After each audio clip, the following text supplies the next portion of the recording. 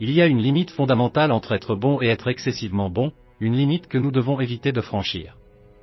D'une part, être bon envers les autres est une expérience incroyablement gratifiante. Avoir un geste de gentillesse envers quelqu'un ou faire de bonnes actions sans rien attendre en retour nous fait nous sentir bien.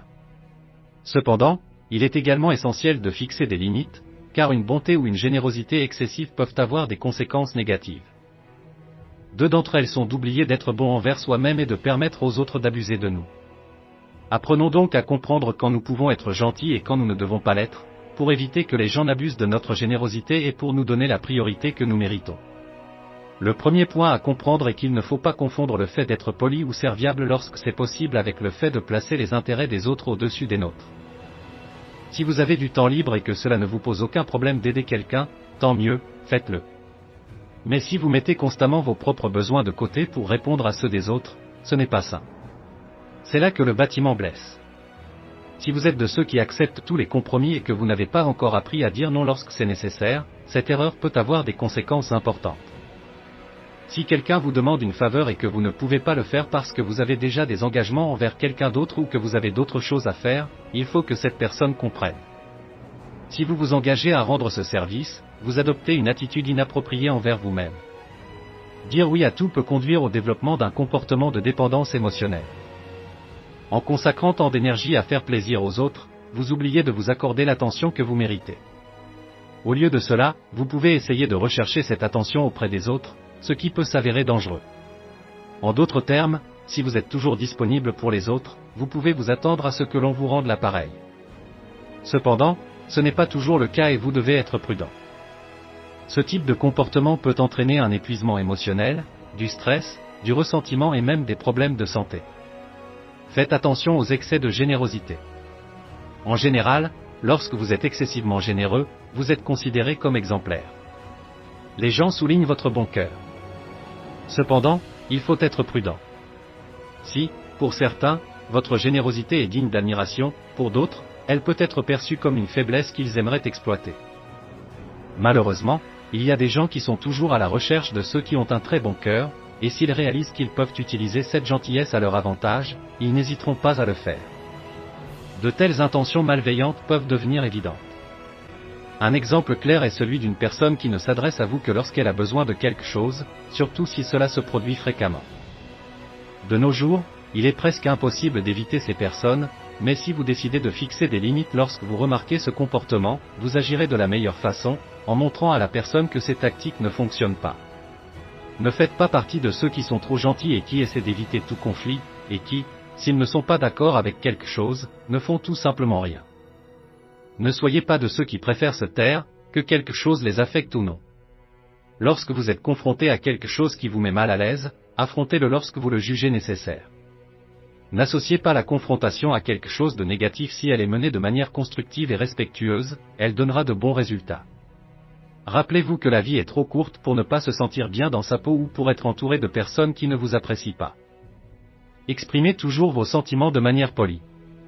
Ne vous inquiétez pas si vous perdez parfois une amitié ou une autre, il y aura toujours des gens qui apprécieront votre honnêteté et votre générosité. On estime qu'environ 7% de la population mondiale vit actuellement avec un partenaire, un chemin à la recherche de la bonne personne dans lequel nous pouvons trouver des relations saines, mais nous sommes également exposés au risque d'avoir une relation toxique qui peut nous impliquer sans que nous nous en rendions compte. Il existe des signes que nous devons reconnaître pour sortir de ces situations ou même les transformer en quelque chose de sain. C'est le cas du syndrome du gentil, un comportement excessivement gentil et attentionné chez l'un des partenaires qui peut cacher des intérêts toxiques ou même conduire à des conflits dans la relation. L'excès de gentillesse peut vous nuire, car en vous préoccupant toujours de prendre soin des autres, vous mettez de côté votre propre personne, ce que vous considérez comme extrêmement important, car le fait de vous sentir bien et d'être prêt à faire face à tout ce qui se présente vous prédispose à affronter le destin avec sérénité et courage. Il existe toutes sortes de personnes, certaines nous aident dans notre voyage et d'autres sont comme des pierres sur la route, qui nous empêchent d'avancer. Chacun choisit qui il veut avoir à ses côtés et où il veut mettre des limites pour éviter les obstacles. Chacun d'entre nous choisit qui il veut avoir à ses côtés et où il veut mettre des limites pour éviter les obstacles. Vous êtes-vous déjà demandé pourquoi certaines personnes sont toujours prêtes à aider et ce qui les motive, même lorsque nous ne leur demandons pas de soutien? Ce sont des personnes qui ont pour principe la douceur et qui sont toujours prêtes à donner un coup de main. Il peut sembler que la douceur soit toujours positive, car elle contribue à notre bien-être, mais ce n'est pas le cas lorsque nous dépassons les limites et que nous agissons toujours avec douceur. C'est ce qu'on appelle la douceur toxique, une incroyable façon de s'oublier soi-même. En nous préoccupant constamment des autres, nous sommes parfois si généreux que nous nous oublions nous-mêmes et laissons les autres nous marcher sur les pieds. Nous pensons que nous devons toujours être bons et nous commençons à nous exclure nous-mêmes. Cela ne veut pas dire que faire quelque chose pour les autres est mauvais, mais se concentrer uniquement sur eux. Cela se produit lorsque nous voulons faire plaisir aux autres, soit parce qu'ils nous ont demandé de l'aide, soit parce que nous pensons qu'ils ont besoin de nous, et que nous nous offrons à eux pour qu'ils se sentent bien de toutes les manières possibles. Même si vous ne le croyez pas, cet excès de gentillesse peut être ennuyeux, car parfois nous ne permettons pas à l'autre personne de faire ce qu'elle veut parce que nous la devançons. Nous nous concentrons tellement sur ce dont nous pensons que l'autre a besoin que nous oublions ce dont nous avons besoin nous-mêmes. Nous devons veiller à ne pas nous annuler, à ne pas devenir invisibles à cause de nos propres actions. Être toujours attentif aux autres et se mettre en dernier est une façon de se diminuer, de se détourner de soi-même. La douceur toxique entraîne un certain nombre d'obstacles pour nous-mêmes et notre environnement. Soyez attentifs aux inconvénients suivants afin de ne pas vous oublier en étant trop gentil et en perdant le contrôle de votre propre esprit, des relations moins authentiques, une culpabilité accrue, une dépendance accrue dans les relations, une anxiété accrue, un besoin accru d'approbation de la part des autres à tout moment. Ce ne sont là que quelques-uns des inconvénients de la douceur toxique. C'est un cercle vicieux dans lequel nous nous oublions, nous nous dévalorisons et nous créons des relations qui peuvent nous faire souffrir. Tant que l'autre n'est pas disponible, nous avons du mal à être avec nous-mêmes. Cependant, bien qu'une douceur excessive puisse faire partie de nous, il existe des moyens de commencer à être gentil d'une manière plus saine. De cette façon, nous nous donnerons la valeur que nous méritons et nous aurons des relations plus authentiques et plus fluides. Fixez des limites, indiquez clairement jusqu'où les gens peuvent aller avec vous, exprimez ce qui vous dérange, ce que vous ne feriez pas, ce qui vous met mal à l'aise, etc. De cette manière, les gens sauront ce qu'ils peuvent demander et ce qu'ils ne peuvent pas demander. Apprenez à dire non. Vous n'avez pas à vous sentir coupable de ne pas rendre service ou de ne pas être toujours disponible pour les autres. Vous n'êtes pas obligé de le faire, et cela ne veut pas dire qu'il ne faut pas être gentil. Cela signifie aussi que vous devez vous considérer comme important. Faites une liste de vos priorités. Vous pouvez toujours aider les autres, mais ne vous négligez pas, organisez-vous et déterminez vos priorités. Vous ne pouvez pas mettre de côté tout ce qui vous tient à cœur pour vous occuper en permanence des autres. Ne vous oubliez pas vous-même. Pour être gentil, il n'est pas nécessaire de passer outre ses besoins ou ses désirs. Vous pouvez être gentil avec vous-même. Écoutez-vous, prenez soin de vous, prenez soin de vous. Quoi qu'en pensent les autres, ton bien-être est la chose la plus importante dans ta vie. Vous saurez ainsi combien de temps vous avez à consacrer aux autres et quand vous pouvez être disponible pour eux. Connais-toi toi-même, tu sauras ainsi ce que tu veux, il te sera plus facile de fixer des priorités et des limites aux autres, et tu comprendras mieux tes sentiments et tes pensées. Comme tu le vois, il s'agit de prendre soin de toi et ce n'est pas si compliqué, car si tu sais déjà comment traiter les autres, tu peux certainement faire de même pour toi. N'oubliez pas que la gentillesse est importante, mais dans une juste mesure. Le prix à payer pour être excessivement gentil avec les autres est de nous laisser de côté. Cependant, pour donner la bonne dose de gentillesse, vous devez avoir confiance en vous et vous estimer. Ce n'est qu'en vous appréciant et en comprenant votre importance que vous réaliserez que personne n'est au-dessus de vous. N'oubliez pas non plus que même si vos intentions sont les plus aimables, il y aura toujours des personnes qui pourront profiter de votre gentillesse excessive, parce qu'elles savent que vous dites toujours oui. Concentrez-vous sur vous-même, établissez des priorités et fixez des limites. Votre pouvoir est en vous. Certains experts appellent cette attitude le syndrome du gentil. Le syndrome du gentil peut être associé au simple fait d'être une personne gentille, mais la réalité va bien au-delà. Il identifie les personnes qui savent rarement dire non, qui développent constamment une réputation de gentillesse, mais qui le font souvent non pas en raison de leur personnalité, mais parce qu'elles cherchent à obtenir quelque chose en retour. Elles associent ce bon comportement à un moyen d'obtenir ce qu'elles veulent, une tentative de manipulation dans laquelle la personne atteinte essaie d'obtenir tout ce qu'elle veut, soit pour prendre le contrôle, soit pour obtenir des faveurs, soit pour se rapprocher d'une personne qui l'intéresse. En général, les personnes qui en souffrent sont attentives, gentilles et serviables envers leurs partenaires, leurs amis et toutes les personnes avec lesquelles elles interagissent, ce qui, à première vue, peut sembler positif, mais peut amener les personnes qui en souffrent à penser qu'elles méritent tout de leurs partenaires en raison de leur comportement, y compris l'intérêt, l'amour et le sexe. S'ils ne l'obtiennent pas, ils peuvent se sentir trompés, car ils ne voient pas la réciprocité qu'ils pensent mériter. C'est à ce moment-là que leur attitude envers leur partenaire change radicalement et peut même devenir conflictuelle. Le syndrome du gentil est donc une dynamique comportementale dans une relation où l'un des partenaires a tendance à trop se faire plaisir, à éviter les conflits et à faire passer les besoins et les désirs de l'autre avant les siens. Selon le stoïcisme, la chose la plus importante est le soi. Apprendre à prendre du temps pour soi et abandonner la gentillesse excessive et le souci des besoins des autres permet de prendre soin de son moi intérieur, de s'engager dans l'introspection, la méditation et la connaissance de soi. Reconnaître ce syndrome peut s'avérer important et fondamental pour aborder et équilibrer la relation de manière saine. Voici quelques signes qui peuvent indiquer la présence de ce syndrome chez votre partenaire: l'excès de complaisance, la personne cherche toujours à faire plaisir à son partenaire, quitte à sacrifier ses propres intérêts, désirs ou besoins. L'évitement des conflits, la personne évite d'exprimer ses opinions ou ses désaccords pour éviter toute forme de conflit ou de confrontation. La difficulté à fixer des limites, la personne a tendance à céder facilement aux exigences de son partenaire sans fixer de limites claires et saines. Faible estime de soi, la personne cherche toujours à être validée par l'acceptation et l'approbation de son partenaire.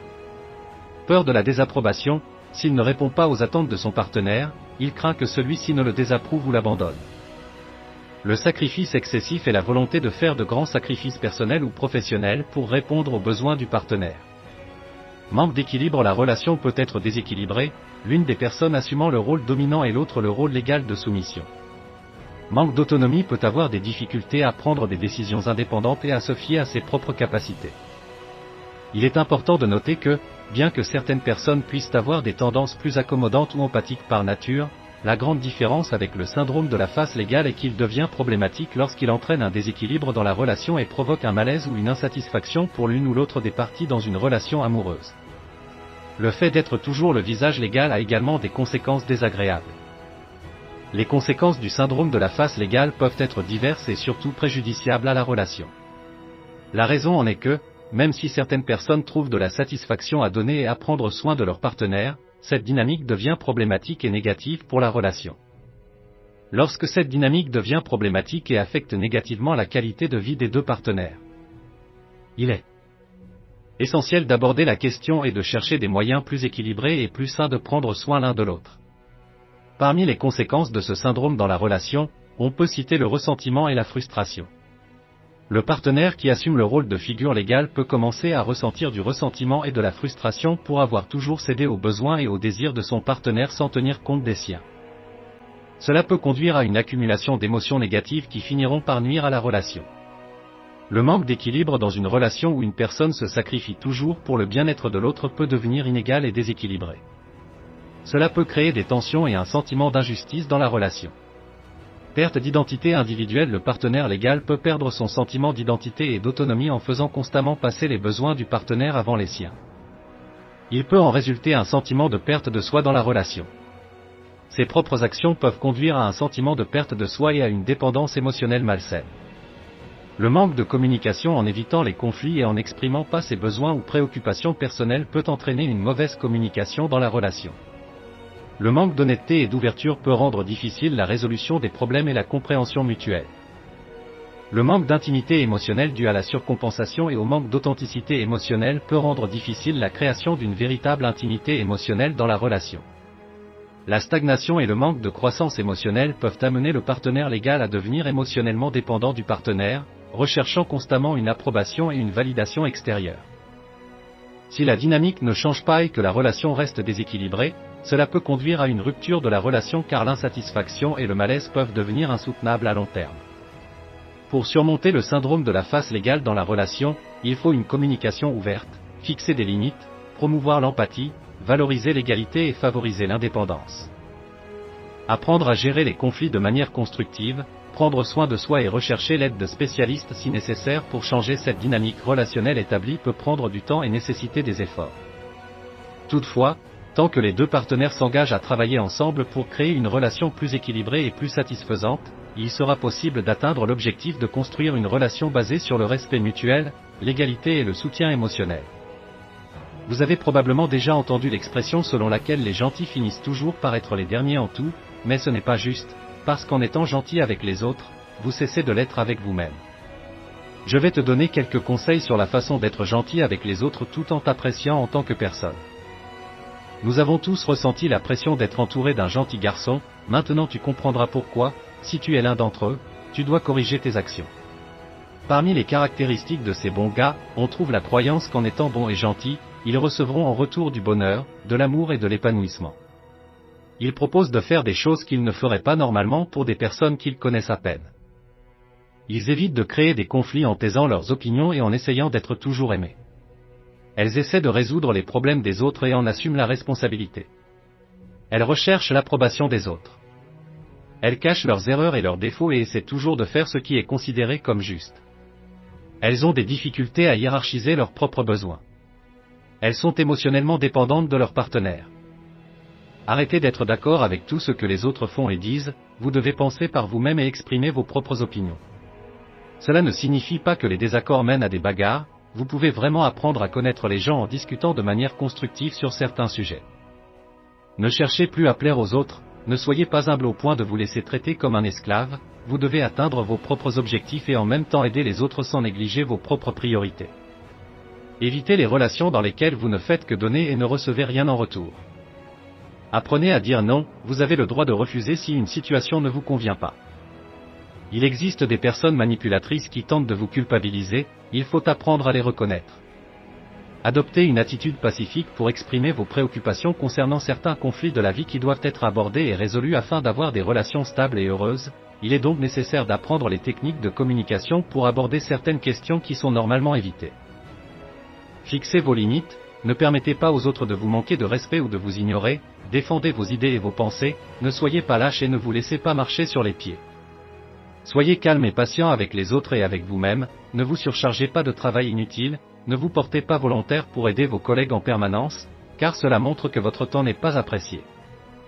Je vais vous donner quelques conseils pour équilibrer la situation, si votre patron vous demande de faire du travail supplémentaire parce que vous le faites mieux que les autres, demandez une augmentation de salaire ou une promotion, suggérez à votre patron d'embaucher plus de personnes pour ces heures supplémentaires ou de faire des gardes avec d'autres personnes tant que la lourde charge de travail ne diminue pas.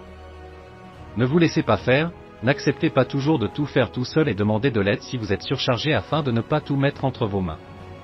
Lorsque vous commencez à fréquenter quelqu'un, évitez de lui montrer immédiatement votre affection avec des fleurs, des peluches, des bijoux, des dîners coûteux, etc. Gardez vos cadeaux pour une personne que vous connaissez déjà et qui les mérite vraiment. Attendez-vous à ce que l'autre personne montre de l'intérêt de temps en temps et ne prenez pas toujours l'initiative, car vous ne saurez jamais si la personne a vraiment envie d'être avec vous. Continuez à passer du temps avec vos amis et à suivre vos centres d'intérêt même lorsque vous sortez avec quelqu'un. Ne laissez pas votre partenaire dominer votre vie, souvenez-vous que vous n'avez besoin de personne pour être heureux, ne laissez pas votre bonheur dépendre des autres, car cela leur donnerait du pouvoir sur vous et vous ferait passer pour quelqu'un d'indigent et de faible. Continuez à être une bonne personne, vous pouvez être un gentleman sans être piétiné par les autres, vous pouvez être doux sans être manipulé, vous pouvez être humble sans vous rabaisser, tout cela est possible avec de l'équilibre. Travaillez votre confiance et votre audace, ne mettez personne sur un piédestal car cela peut créer des attentes irréalistes, ne soyez pas obsédé par l'idée que cette personne est presque un saint ou un ange venu du ciel, nous sommes des êtres humains avec des défauts et des vertus, cherchez des moyens de développer votre confiance en vous par rapport aux autres, par exemple, participez au club d'art dramatique. Faites attention à ne pas vous méprendre sur la situation et à ne pas commencer à maltraiter les autres et à cesser de les aider, vous devez trouver un équilibre entre être bon et être clair sur ce que vous voulez. N'arrêtez pas soudainement d'être un bon gars, parce que les gens qui vous connaissent peuvent douter ou même penser que vous avez des problèmes psychologiques, rappelez-vous que pour un stoïque rien n'est bon ou mauvais, l'important n'est pas ce qui nous arrive, parce que c'est inévitable, mais comment nous interprétons et faisons face à chaque situation, les stoïciens croyaient que la vie était complexe et difficile. Alors ils ont créé des règles pour rester sur le bon chemin sans tomber dans les extrêmes, en cherchant le juste milieu qui fournit l'équilibre mental et spirituel, menant à la paix de l'esprit tant désirée. Pour conclure, n'oubliez pas de ne pas dépasser les limites, les extrêmes sont toujours néfastes et vous privent de la paix, il ne s'agit donc pas d'être excessivement bon, mais d'être gentil avec équilibre, de cette façon vous serez perçu comme authentique et vous serez avec les personnes qui en valent vraiment la peine. Merci de nous avoir rejoints jusqu'à la fin, commentez si vous connaissez quelqu'un qui est excessivement gentil et comment vous vous sentez, si vous êtes celui qui agit avec une telle gentillesse, commentez et comprenez pourquoi beaucoup n'apprécient pas vos attitudes, n'oubliez pas de vous abonner à la chaîne, activez les notifications et laissez un like. Nous espérons vous voir dans la prochaine vidéo avec plus d'enseignements de la vie du point de vue stoïcien.